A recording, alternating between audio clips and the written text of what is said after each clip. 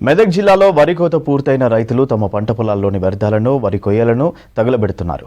వరి కొయ్యలను తగలబెట్టడం వల్ల భూమిలో పంటకు మేలు చేసే సూక్ష్మజీవులు, వానపాములు చనిపోతాయని వ్యవసాయ అధికారులు చెబుతున్నారు. అవగాహన లేక రైతులు కొయ్యలను కాల్చుతూ అటు వారి పొలానికి ఇటు పర్యావరణానికి హాని తలపెడుతున్నారు. వరి కోతలయ్యాక మిగిలిన కొయ్యలను కాల్చేస్తూ పర్యావరణానికి హాని తలపెట్టడమే కాదు, పొలంలో సారం పోగొట్టుకుంటున్నారు రైతులు. కొయ్యలను కాల్చడం వల్ల భూమి లోపల సేంద్రీయ కర్బనం దెబ్బతింటుందని చెబుతున్నా పట్టించుకోవడం లేదు. రైతులు కొయ్యలు తగలబెట్టడం ద్వారా వాతావరణ కాలుష్యం పెరగడంతో పాటు భూమి భౌతిక స్థితి కూడా దెబ్బతింటుందని చెబుతున్నారు వ్యవసాయ శాఖ అధికారులు. వ్యవసాయ భూమి నీటిని నిలుపుకునే శక్తిని కోల్పోతుందంటున్నారు.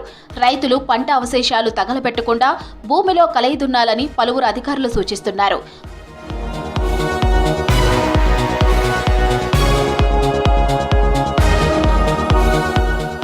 వరి కొయ్యలు భూమిలోనే దున్నితే సేంద్రియ కర్బన పదార్థం పెరిగి నేల గుల్లబారుతుంది. నేలలో సేంద్రియ కర్బన పదార్థం పెరగడం ద్వారా పంటకు మేలు చేసే సూక్ష్మజీవులు, వానపాముల సంతతి పెరుగుతుంది. తద్వారా పంట దిగుబడి పెరిగే అవకాశం ఉంది. నీటిని నిలుపుకునే శక్తి కూడా పెరగడం ద్వారా రైతులు తక్కువ సార్లు పంటకు నీటిని అందించవచ్చంటున్నారు. కానీ జిల్లాలో ఎక్కడ చూసినా వరి పొలాలన్నీ మంటలు దట్టంగా కమ్ముకున్న పొగలతోనే కనిపిస్తున్నాయి.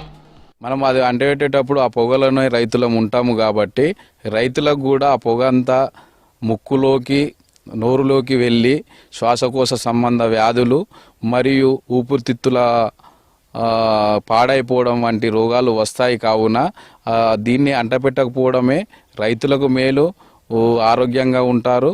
కావున కొయ్యగాళ్ళు మురుగబెట్టుకొని దున్నుకోవడమే చాలా మంచి పద్ధతి.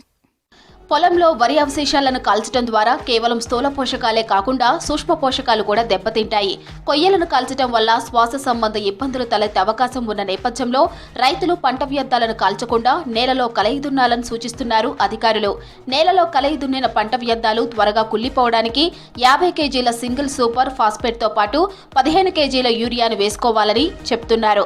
అలా చేస్తే వరి కొయ్యలు త్వరగా కుళ్లిపోయి సేంద్రియ కర్బన పదార్థంగా మారే అవకాశం ఉంది. అదేవిధంగా వేస్ట్ డీకంపోజర్ ద్రావణాన్ని పంట వ్యర్థాలపై చల్లి కల్టివేటర్తో గానీ రోటోవేటర్తో గానీ కలిగి దున్నినట్లయితే వేగంగా కుళ్లిపోయి సేంద్రీయ కర్బన పదార్థంగా మారే అవకాశం ఉంది. పోయినసారి మాకు వ్యవసాయ శాఖ వాళ్ళు వచ్చి వరి కొయ్యకాలు అంటిపెట్టొద్దని చెప్పారు. మేము అంటిపెట్టలేదు. అంటిపెట్టకపోతే మాకు చాలా ఇబ్బంది అయింది. ఉన్న కేజీ విల్లుకు తట్టడము, రూటివేటర్కి తట్టడము అట్లాంటిది బాగా అయింది. ఎక్కడెక్కడనే ఎత్తులు వంపులు చేసిపోయిండు డ్రైవరు. మళ్ళీ మాకు నూకడానికి కూలీలు పట్టిరు. ఇప్పుడు ఇట్లా అంటిపెడితేనేమో మాకు కొంచెం అట్లా ఈజీగా ఉంటుందని వరి కొయ్యకాలు అంటిపెట్టినాం. భూమిని దున్నే సమయంలో వరి కొయ్యలు అడ్డం వస్తాయని, నాటు వేసేటప్పుడు పొలాన్ని సమానంగా దున్నడానికి వీలు పట్టం లేదని రైతులు చెబుతున్నారు.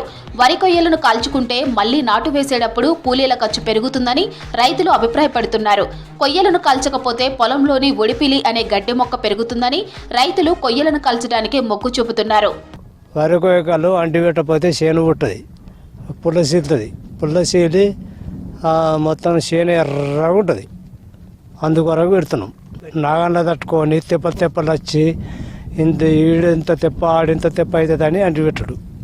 కొయ్యకాలు ఏదో కుల్లి సింగిల్ సూపర్ ఫాస్ఫేట్ వేయడం వల్ల కుల్లి సేంద్రియ ఎరువు లెక్క మొక్కకు కూడా ఉపయోగపడుతుంది. అంతేకాకుండా రైతులకు నేను అడ్వైజ్ చేసేది ఏంటంటే, దయచేసి కాలబెట్టకండి, పొలంలో దున్నేయండి. ఒకవేళ కుళ్ళని ఎడల సింగిల్ సూపర్ ఫాస్ఫేట్ జల్లినతో కుళ్ళుతుంది, సేంద్రియ ఎరువుగా మొక్కకు ఉపయోగపడుతుంది. ఓవైపు పర్యావరణానికి, మరోవైపు పొలానికి హానికరంగా మారిన కొయ్యలు కాల్చే పద్ధతిని రైతులకు అవగాహన కల్పించడం ద్వారా మాన్పించవచ్చని, ఆ దిశగా వ్యవసాయ శాఖ అధికారులు అవగాహన సదస్సులు నిర్వహించాలనే అభిప్రాయం సర్వత్రా వ్యక్తమవుతుంది.